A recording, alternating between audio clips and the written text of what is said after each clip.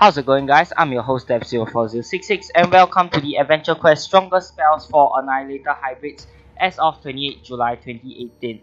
Now keep in mind that all of these spells that I mentioned here are based on my opinion only. You can feel free to have a different opinion, but based on the spell damage for elemental spells and the utility and healing power, that is all the criteria that I'm going to use to determine which are the best spells in the game. Now for elemental spells, there really is no competition. All of the best or highest damaging elemental spells are all burst spells, so you guys are going to see all of the burst spells inside of the elemental spells. But for miscellaneous and utility spells, I do have some different picks which you guys may or may not know or may not use. So hopefully you guys can find the second half of the video slightly more useful. So here's the video. So for Fire and Darkness, we have Destruction Burst, and this is the only burst spell inside the game that is not a package item. So for free-to-play players, this is your chance. Definitely do get this spell. You can deal the most amount of damage because you have to pay a bit of SP to get it, and not only that, it also compresses between Fire and Darkness, so you can use it on either light or water monsters, or whichever monsters are weak to Fire and Darkness. And this essentially saves you one spell slot because it is a compression spell as well.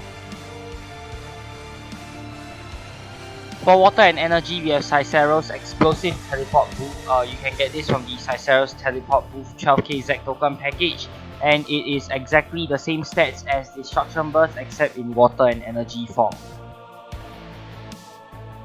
For Wind and Ice, you have Arctic Tornado, yet again another 12k ZAC token package spell item. So this is exactly the same as the two spells as mentioned before, except it compresses Wind and Ice.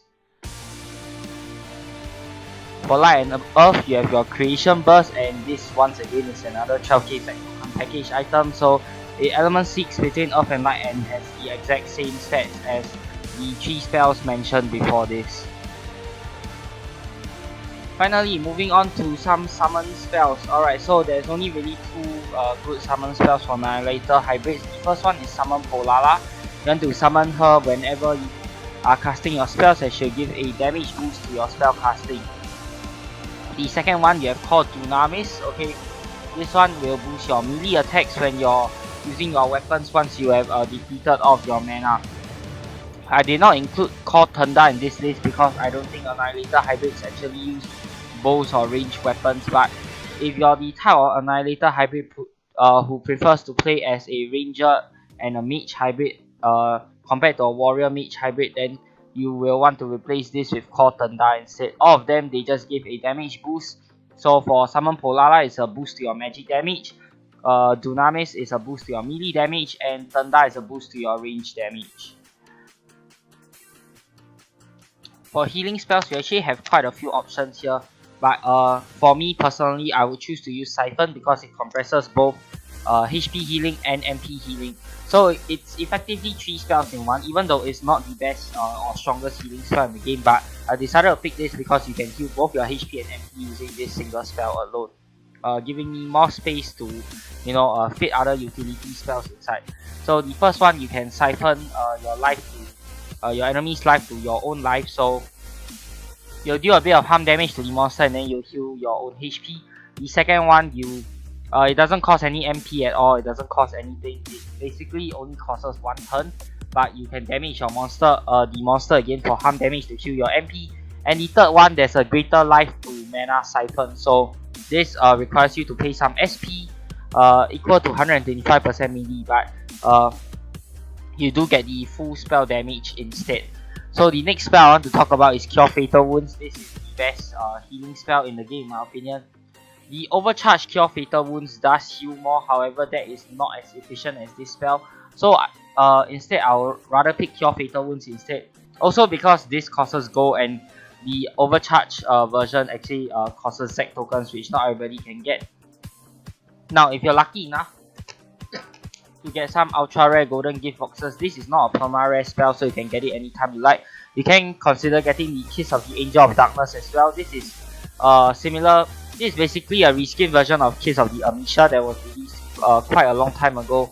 Now this is the updated version, all the way up to level 150. So you get a decent heal. I would say it's not the strongest heal, but it's not a weak heal either. You get a moderate heal, and then there is a 5% chance of getting 1 HP potion and 1 MP potion as well.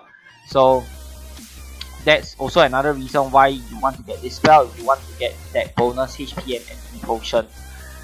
Now next up, we actually have Gandalfin. I'll classify this as a healing spell simply because it's a quick cast spell first of all, and before it doesn't inflict any damage. You get a mana shield equal to the amount of damage you deal, and using your booster pets and other spell boosting armor and weapons like Scylla Staff, Pyromancer, Blood Mage, all that kind of stuff, it actually increases the so-called damage that this spell does.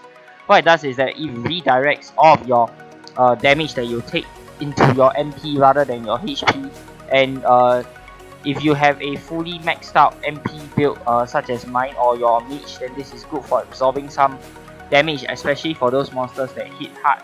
So this is definitely a must get spell if you do manage to get any of the compression spells that I've mentioned beforehand.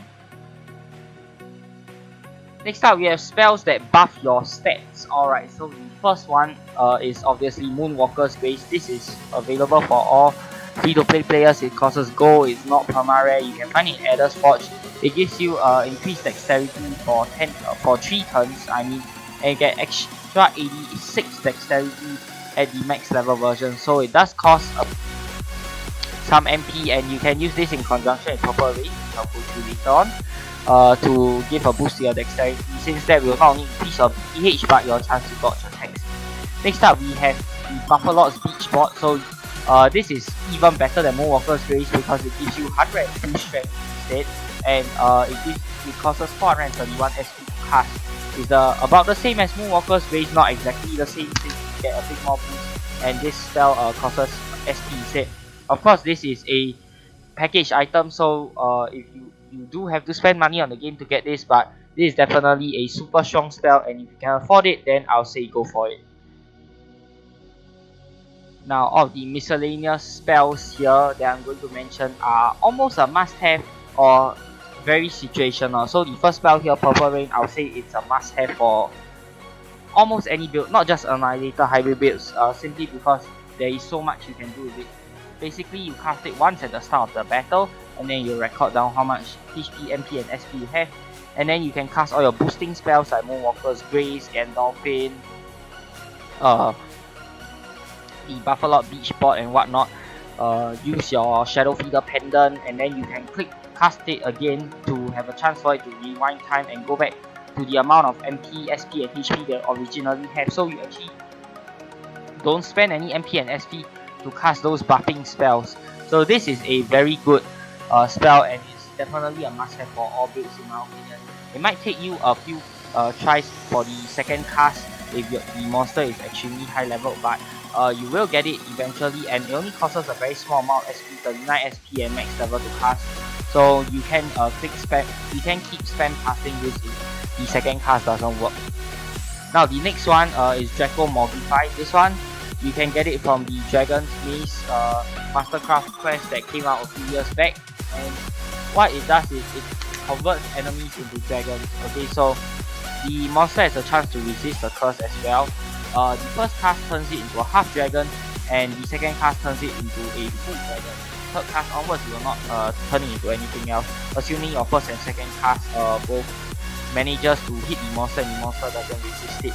So this is very good for using to use in conjunction with Dragon Slayer equipment such as the Dragon Slayer Blade or the Frost Dragon Slayer armor, whatever that's called. You can call forth the Ice Dragon and then just nuke the opponent with massive void damage. So this is one very situational spell, but you can use it against tough bosses who refuse to go down.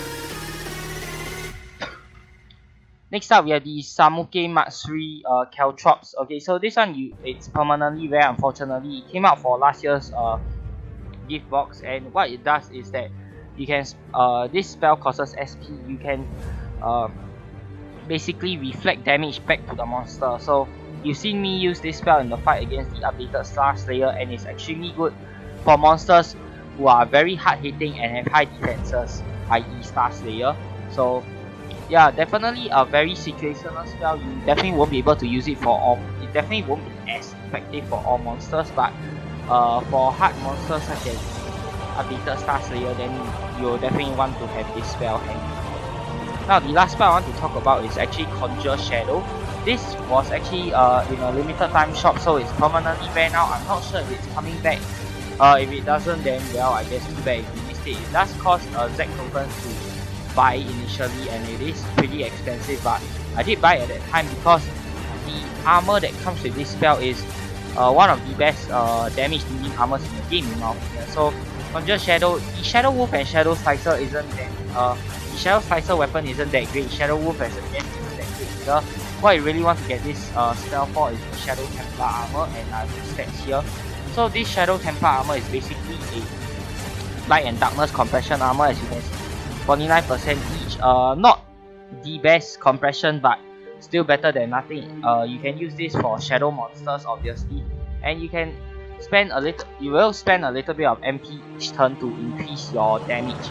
So it's fully offensive armor, means to say you get extra 25% damage, while at the same time receiving 25% extra damage. So when worn, all your normal attacks, weapon specials, and your spells do extra 25% damage. Magic weapons get 1/4 of this boost, and spells get half of this boost. So you need to pay at level 150. Let's see, how much MP you need to pay per turn. So you need to pay 95 MP per turn to upkeep the damage boost from this armor. But I'll say it's definitely worth it. 95 MP per turn if you have a fully maxed out MP build such as my build, then there's no issue upkeeping this at all.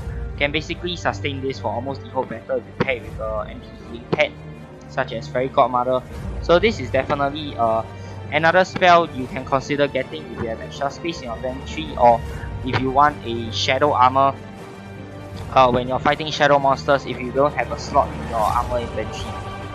So that's pretty much it for the guide. I hope you guys have enjoyed the video, and if you have, be sure to give a thumbs up.